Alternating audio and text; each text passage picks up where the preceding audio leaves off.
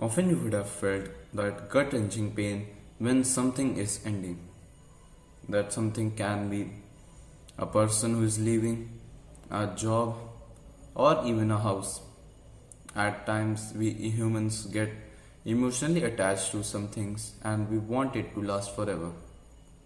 But does it? Shakespeare says, nothing is permanent, everything is just an illusion. And just like life, and just like dreams, our life is also an illusion. And there will be no more when we die, and there is just an eternal sleep. I basically butchered the quote, but you get it. So, the end is always fearful. You know it. When your happy marriage is ending, when your happy relationship is ending. I myself was in a lot of pain when my relationship ended. Why? Why wasn't I in pain? It was simple because I was fearful. I was scared to face the unknown. For a long time, I was in a relationship, and thus I was scared to fear the unknown. What it means is I was scared to see what lies behind the things which I have seen, and thus it made me petty. It made my horizon small, and I couldn't broaden it.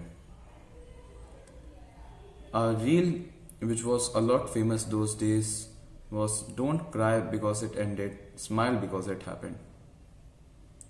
You should be happy that a person came into your life, or there was a job for you, or you got to spend a little time with that one person, or you got to stay in that city for a little while.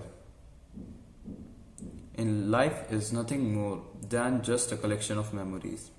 And one day we all will die. What does it matter? You might think that, you know, just because you don't know when you will die, you are living such a casual life. If you knew you would die 1 year from now, you would try to make the most of every second.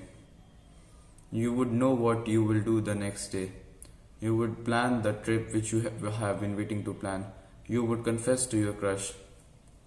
And you will do everything which you basically ever wanted.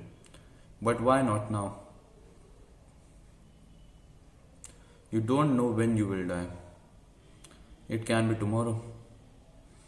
Alex Hormozy, the entrepreneur, tells us a lot about death. You know, when you keep death in mind, you can make a lot of hard decisions. Because ultimately, what we fear the most is our death. And the saying is that you should be on friendly terms with death. But it's easier said than done. How can I be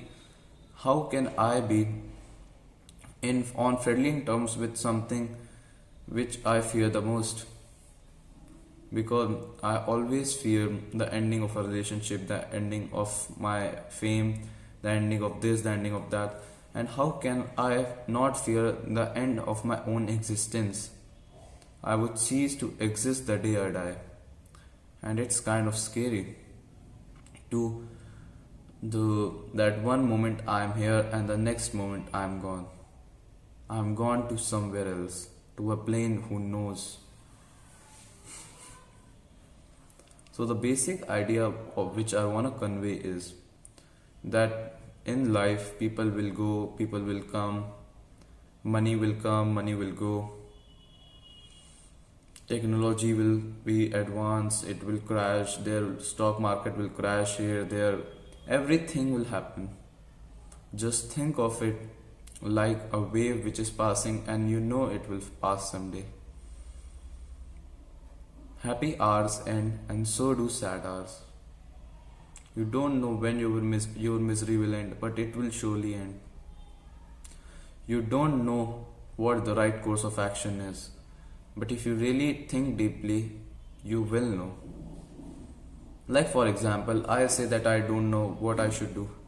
But if I really think deeply, really think deeply, I know that I should study for 2 hours, then I should do a plank, then I should eat something, and then I should do this, then I should do that, then I should play guitar.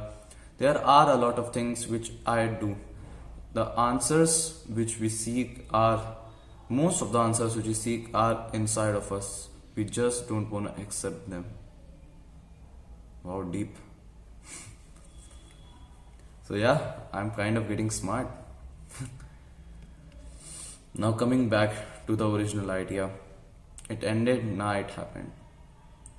The entrepreneur Alex Hormozy says that think of your life as seasons. The season which the person with a person, the season of making money, the season of learning, the season of earning, the season of building your body.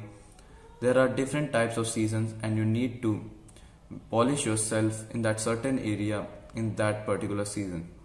That's what it means to be committed. Thus, I really think that you should adopt this saying. Just think of it that the season with that person ended. It gives you a lot of relief, and thus you can let go of that person not quite easily, quite sentimentally, and quite, in the correct way, not with bad words, harsh words, which I did.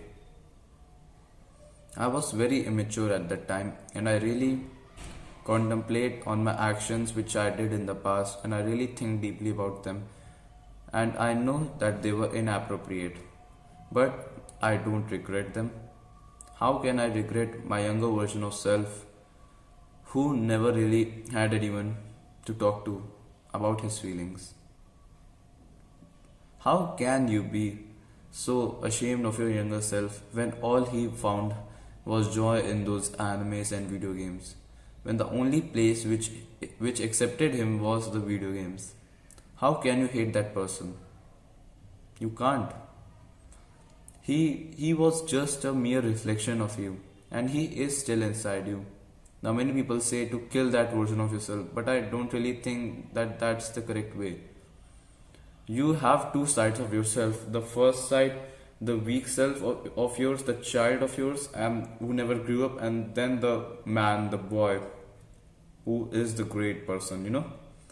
And then there's the mixing of this makes your whole personality. And I don't think that you should kill the personality of your child. I think you should let it grow. You should, take his hand. Your stronger side should take his hand and uplift him and make him see the beauty of life. That's what the correct thing is. Because the boy is just a reflection of you. You can't kill him. There is no one in life except you and that boy. Instead of, abandoning him, just help him. Try to understand his emotions. Try to understand why he does that.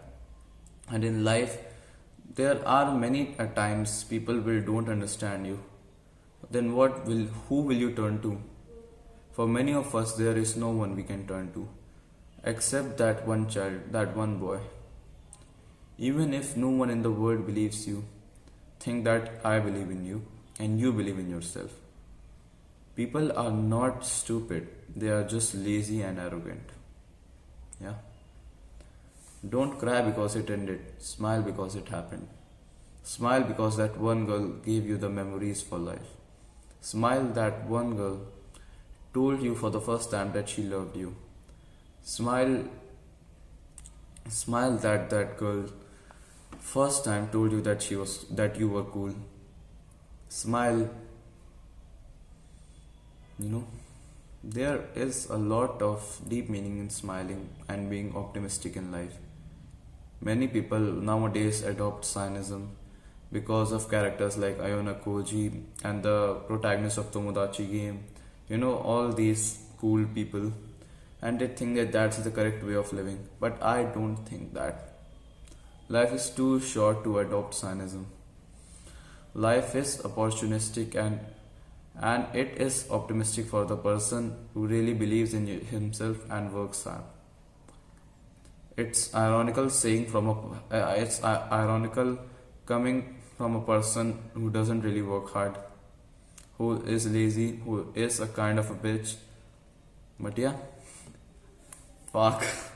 So you get the gist of it. That's what I'm trying to relay to you. So yeah, That's what my message for the day was. And yeah, take care. As always, I'm watching you from afar and rooting for you. Thank you.